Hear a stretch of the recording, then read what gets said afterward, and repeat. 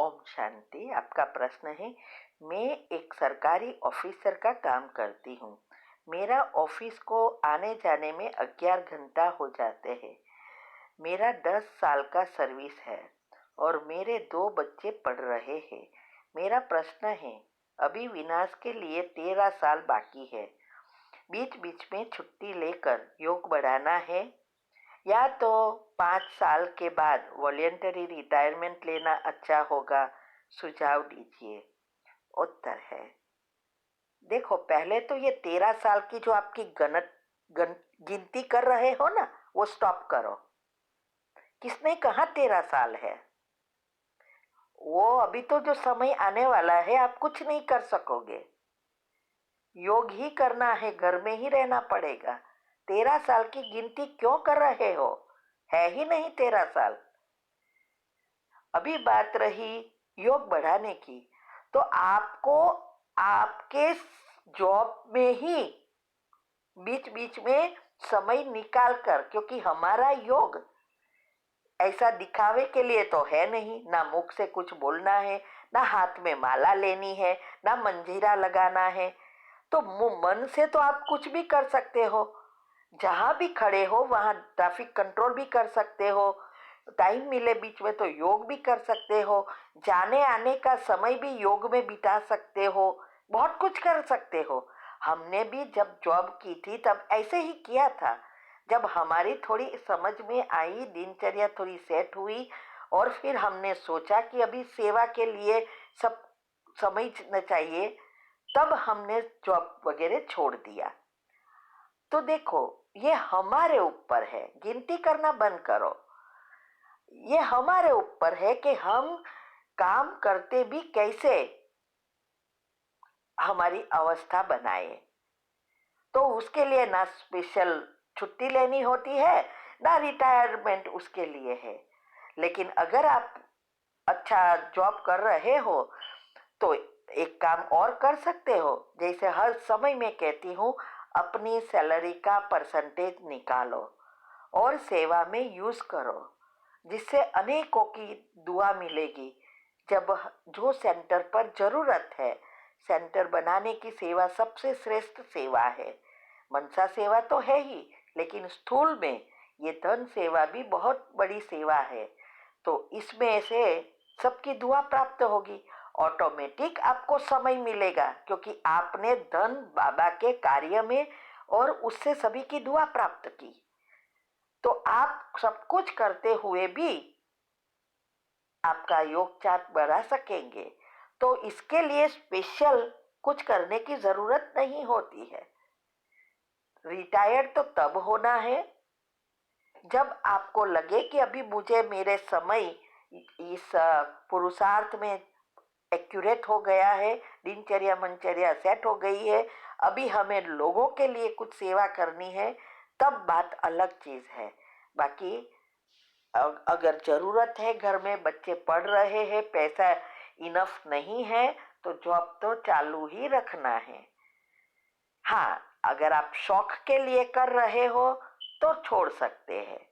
घर में जरूरत नहीं है। कई बार ऐसा होता है कि सिर्फ शौक के लिए, टाइम पास के लिए, या तो पैसा इकट्ठा करने के लिए, महोत्सव के लिए लोग नौकरी करते हैं, तो छोड़ देना चाहिए।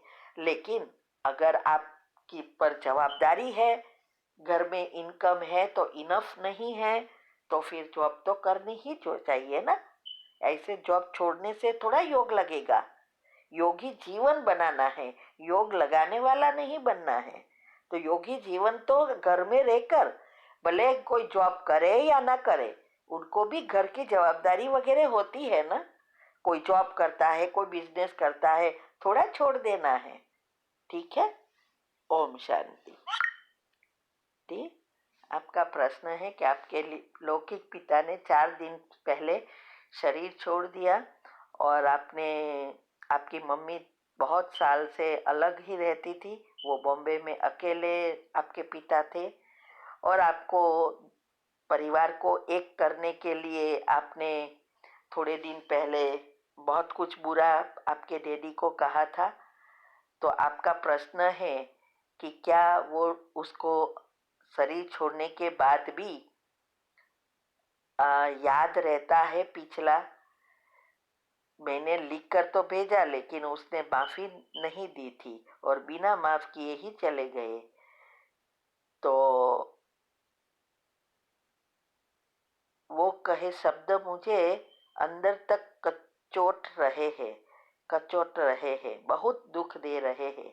मैं क्या करूं? उत्तर है, देखो, पहले तो आपको फुल स्टॉप लगाना है।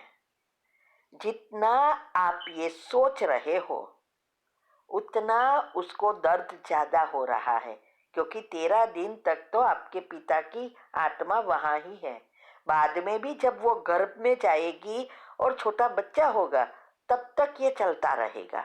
सब याद, ये थोड़ा डिलीट होता है। लेकिन जब आप खुद ऐसे चिंतन करेंगे, उसकी ये याद और ही बढ़ेगी।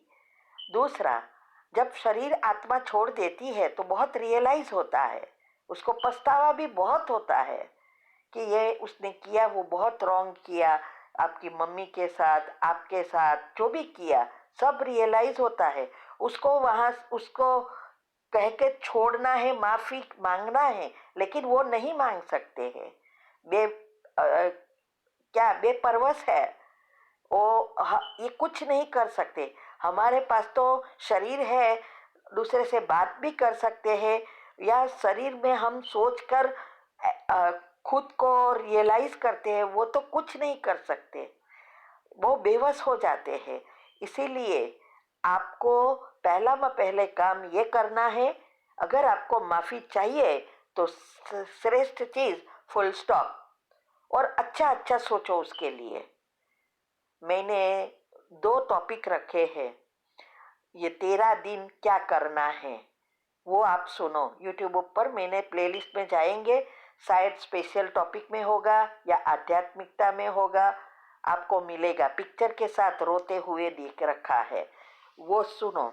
उसमें बताया है कि क्या सोचना है। तो अभी खास तो अभी 13 दिन और बाद में वो गर्भ में है, तब तक आपको रोज सुबह में या दिन में कभी भी आप उसको एक टाइम फिक्स करो, और जितनी बार हो सके इतनी बार कर सकते हैं। पावरफुल अमृत वेले के बाद उससे क्षमा मांगो, वो क्षमा की कमेंट्री है ना, फिर दुआएं दो, उसमें आती है दुआएं भी क्षमा की कमेंट्री में। फिर अंत में सोचो कि बाबा के पवित्रता के किरणें मुझ पर पड़ रहे हैं, अब इस आत्मा में प्रवाहित हो रहे हैं।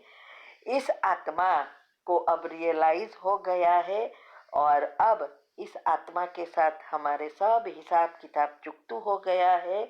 और अब हमने उनको माफ कर दिया, उसने हमें माफ कर दिया। अब वो जहाँ भी जाए वहाँ बहुत अच्छी तरह से उसका नया जन्म हुआ है, और वहाँ बहुत खुशी आनंद में रहती है। ऐसा जो आपको चाहिए वो दोहराना है।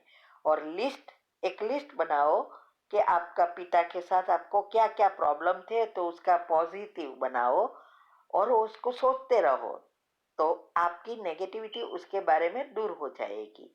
ये अभी कर लो। मैंने बहुत सारे टॉपिक में बताया है कि जब कोई भी आत्मा शरीर छोड़ती है तो उसके साथ के हिसाब किताब चुकतू करना बहुत इजी हो जाता है। तो यही कोई भी, ये तो आपके पिता है, लेकिन कोई भी आत्मा जिससे हम किसी के भी मृत्यु समय जाते हैं तो कोई ना कोई दूर के भी संबंध होते हैं ना, तो सभी के साथ इस समय हमें जल्दी माफी मिल जाती है, क्योंकि वो शरीर नहीं है, डिटैच है। इसीलिए हमारे वाइब्रेशन जल्दी उस पे पहुंचता है। और रोज उसको गुणों का दान दो, तो नए उसका सॉफ्टवेयर श्रेष्ठ बनेगा, उसका जन्म सुधर जाएगा, और आप सब भी सुखी से रहेंगे। ठीक है? ओम शांति।